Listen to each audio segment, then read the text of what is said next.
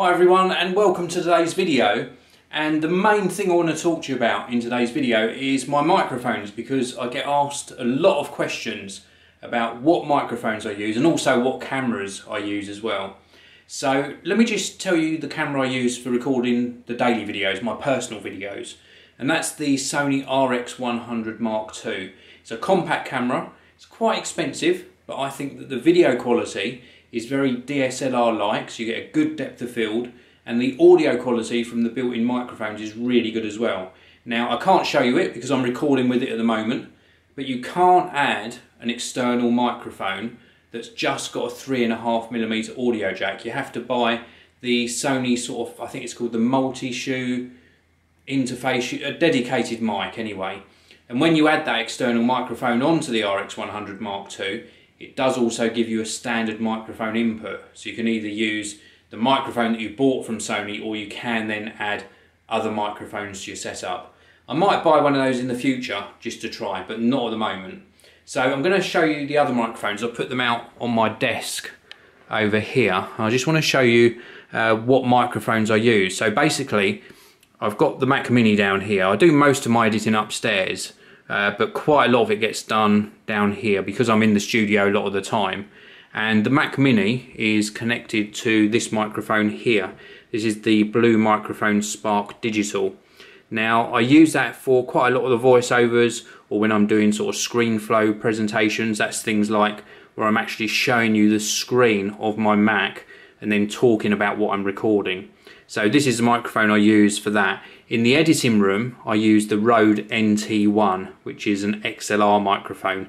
This is a USB mic, so it goes straight into the Mac. The Rode NT1 that I use in the editing room, which I use for more of my sort of commercial work, that actually goes into an audio interface. So the camera that I use for most of my YouTube videos is this one here. This is the Panasonic DMC-G6. Now, you can't really easily see where the microphone goes in, but it's actually in this corner just here. If you just open this up, so you can just see just in there. Let me pick this up so you can get a better look at it. That is the 3.5mm audio input, so that's for the microphone. So the built-in mics on the G6 are okay, they're just not fantastic.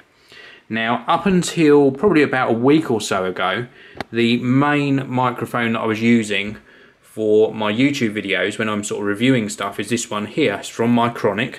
It's got a 3.5mm audio input, or audio jack. And then this end here has got the little tiny microphone and a little clip to clip it onto my jumper. I just take that little bit of foam off, you can see. There we go. So this is the actual microphone. Very, very simple. Very cheap as well. They're under £10, or it was certainly under £10 when I bought it, and a really good sound. And then just recently, I've upgraded my lapel microphone to this one from Rode. I can never say this word right. Lavalier Lapel microphone. Let's just call it a lapel microphone.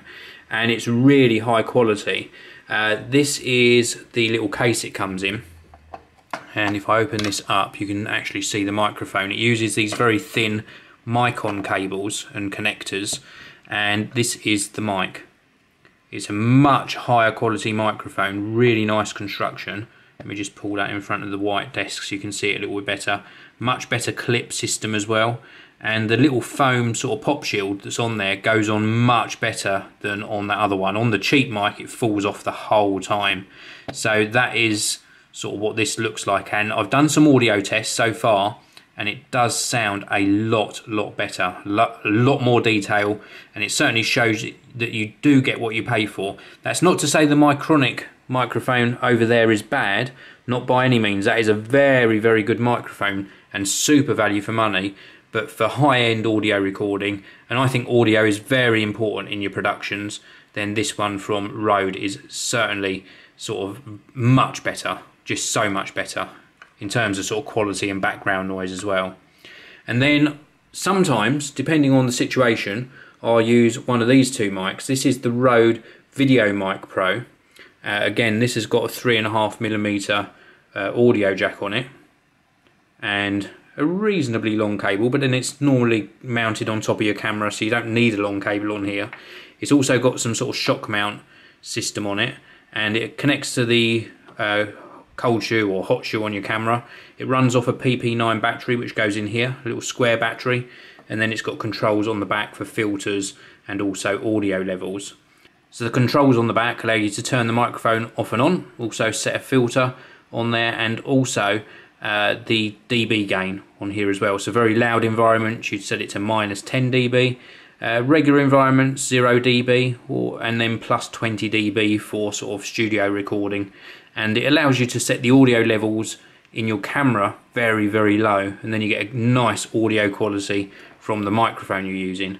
And then this one is very similar, except this is the Rode Stereo Videomic Pro. Again, 3.5mm connector, shock mount system built into it, and then on the back you've got very, very similar settings to what I've just showed you, with the filter set, the on-off switch, and the dB gain on there as well. So very, very similar indeed, and a real compact unit, this one.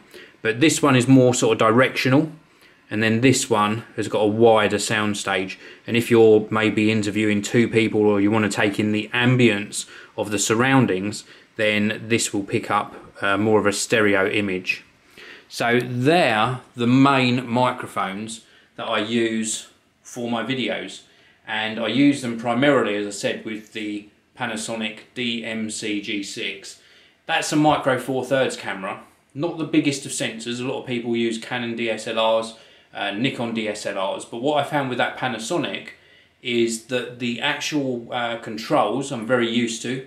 They're very user friendly, the lenses are brilliant, the video quality is excellent as well, and also the autofocus on them, I found them to be very, very responsive when it comes to autofocus, and that suits me. It doesn't suit everyone's style of recording video, because if I was behind the camera all the time doing sort of B-roll footage, then I would manually focus, and indeed I use the Panasonic DMC-G6 in manual focus sometimes as well.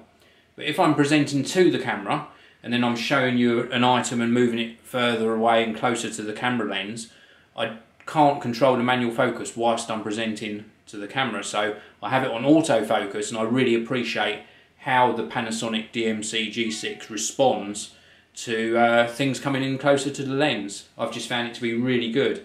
When Panasonic launched their GH4, or indeed a G7, then I will definitely get one. I'm just sold on that particular platform. I'm still going to try this, let me just sit down a minute. I'm still going to try the 4K camera from Sony when that comes out. Definitely will be trying that.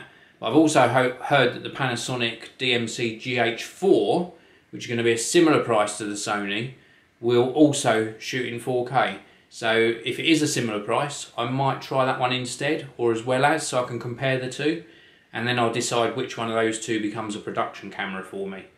So that's it. I wanted to do this video purely because a lot of people ask pretty much every day or every other day. I get a question on Twitter or Google+, what camera do you use, or what camera should I get, and also questions about the microphones as well. And I hope that just explains what I use for my videos. It'll give you some insight into what might suit your style of videos as well. So that's it for this video. Thank you very much for watching. Thanks for taking the time out of your day and watching my videos. I really, really do appreciate it. I love the comments as well. Keep the comments coming.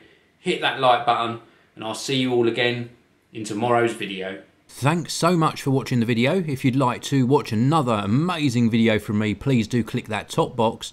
And if you want to subscribe to my geeky channel, click the red box on the bottom of your screen now. Thanks for watching. I'll see you next time.